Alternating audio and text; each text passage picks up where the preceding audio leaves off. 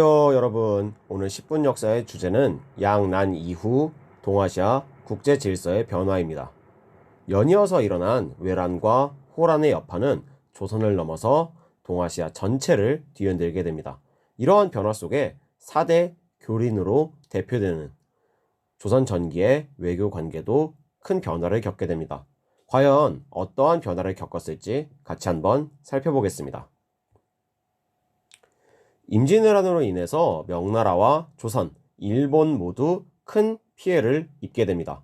특히 명나라는 이 전쟁으로 국가의 힘이 약해지면서 여진족들이 성장하게 되었고, 성장한 여진족이 병자호란을 통해서 조선을 제압하면서 안심하고 명을 공격하게 됩니다. 결국 명나라는 가혹한 세금에 대한 저항으로 일어난 명 내부의 농민 반란, 이자성의 난으로 멸망을 하게 되고, 청이 이 이자성 세력을 제압하면서 여진족이 세운 청나라가 동아시아의 최강자로 등극하게 됩니다. 조선 전기의 외교 방식인 4대 교리는 이러한 모습이었지만, 여진족이 명나라를 정복하고 청나라로 등장하면서 조선의 외교 관계는 변화를 맞이하게 됩니다.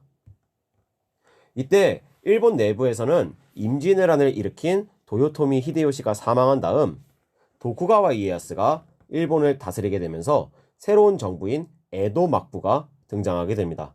에도 막부는 임진왜란으로 끊어진 조선과의 국가의 외교 관계를 회복하길 희망하였고, 당장 전쟁 후 복구와 여진족의 위협에 대비해야 되는 조선이 이를 받아들이면서 조선 대표로 사명대사가 파견되어 포로로 잡혀간 조선인들을 돌려받으면서 국교를 재개하게 됩니다. 이렇게 일본과 국교를 재개한 후 에도 막부의 요청으로 에도 막부의 통치자가 쇼군이 교체될 때마다 조선에서 사신을 보내게 됩니다. 이것이 바로 통신사의 파견이 되겠습니다. 이 통신사는 단순한 사신단이 아닌 조선과 일본 간의 문화적 교류의 통로로서 기능하였습니다.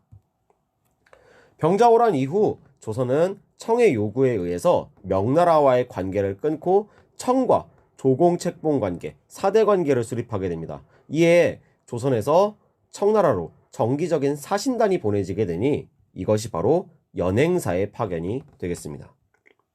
연행사는 연경, 즉 청나라의 수도인 베이징에 파견된다고 해서 붙은 이름으로써 주로 청나라 황제의 생일, 동지, 설날 요 3번에 걸쳐서 정기적으로 파견되었고, 이외에도 별도로 가는 일도 꽤 많아서 19세기까지 총 500여 회 파견된 사신단이 연행사가 되겠습니다.